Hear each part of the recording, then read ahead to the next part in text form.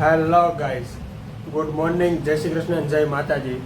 મસ્ત સવાર પડી ગઈ છે અને નાહી ધોઈને મસ્ત ફ્રેશ થઈ ગયા છીએ. હવે આપણે જાશું ઓફિસ તરફ. ઘણા દિવસ પછી આજે મસ્ત સુરત દાદા દેખાણા છે અને વેધર પણ બહુ મસ્ત છે. હમણાં 2-3 દિવસથી વરસાદનો માહોલ હતો પણ હવે અત્યારે બહુ એવું કંઈ છે નહીં. મસ્ત સુરત દાદા દેખાઈ ગયા છે આજે, જોઈ શકો છો તમે.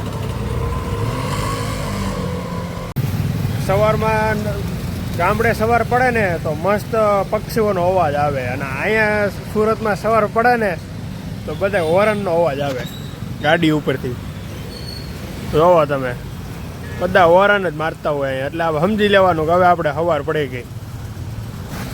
અને ગામડે તો કંઈક વસ્તુ જ અલગ હોય, એની કંઈક સવાર જ અલગ હોય. મસ્ત પક્ષી બોલતા હોય અને સવાર પડતી હોય અને કંઈક આનંદ જ અલગ હોય આમ.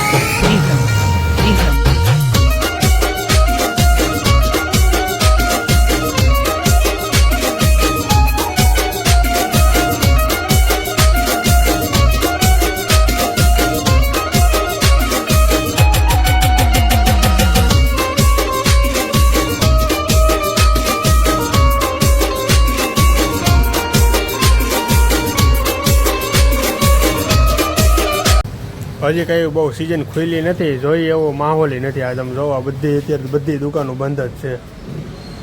કોઈ હજી એક દુકાનવાળો કોઈ ખોલતો જ નથી, કેમ કે મંદિરનો માહોલ જ એટલો છે. એટલે હજી કાંઈ બહુ માણસો આવ્યા જ નથી ગામડેથી અહીંયા. વેફરના પડીકા મગાવી લીધા છે હવે, મમરા અને બિસ્કિટ ને એવું બધું. અને મારો દોસ્તારે આવી ગયો છે અહીંયા. હમણાં એના લગ્ન છે ને તારા લગ્ન? તો તારા લગ્નમાં કહેવાનું કે શું કરવાનું મને? પછી ડિસ્કો ને એવું કઈ કરવાનું? ઘોડી બાંધી છે કે શું છે? ઘેરે છે? ઓ વાત છે. તો અમારે બધાને આવવાનું કે બધાને કઈને આવવાનું? બધાને કહેવાનું હોય, આખા ગ્રુપને કહેવાનું. બધાને ભાઈ કહેવાનું જ છે, આખા ગ્રુપને બધાને આવવાનું જ છે. હા, બધાને આવવાનું છે ગ્રુપમાં. હા બસ આમ ઘરે જવાની તૈયારી હાલે. ધીમે ધીમે બધું બંધ થવા માંડ્યું છે હવે. અત્યારે ટાઈમ થઈ ગયો છે એટલે હવે બધા લોકો ધીમે ધીમે બંધ કરે છે. આપણે હવે બંધ કરીને પછી ઘર બાજુ જઈએ.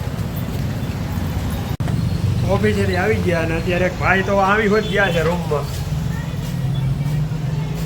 અમારે ભેગા હોય ને એ ભાઈ એક રૂમમાં આવી હોત ગયા છે. અત્યારે જમીને હાલવા નીકળો ને ત્યાં એક દાદા હોતે જમીને હાલવા નીકળ્યા છે. જોઈ લો તમે, આ ઉંમરે પણ દાદા જમીને હાલવા નીકળ્યા છે. એ તેના શરીર માટે હાલે છે. એટલે શું છે કે પગના હાંધા ને એવું કે દુખે નહીં ને એટલે એ કાકા હાલે છે. એને ખબર છે કે પગના હાંધા ને એવું કંઈ દુખે નહીં ને તો થોડુંક હાલી લેવાય. એટલે કાકાનું કેવું સાચું જ છે, થોડુંક જમીને હાલીને તો સારું ફેર પડે. જમીને થોડુંક હાલીને તો થોડીક મજા આવે. એટલે જમીને હાલવા માટે નીકળી છે અત્યારે. થોડોક ટાઈમ હાલી એટલે આપણે એમ થાય કે ના હાલ્યા એમ. અને સુરતમાં તો વાહનનું અવર જવર રહેવાનું જ છે.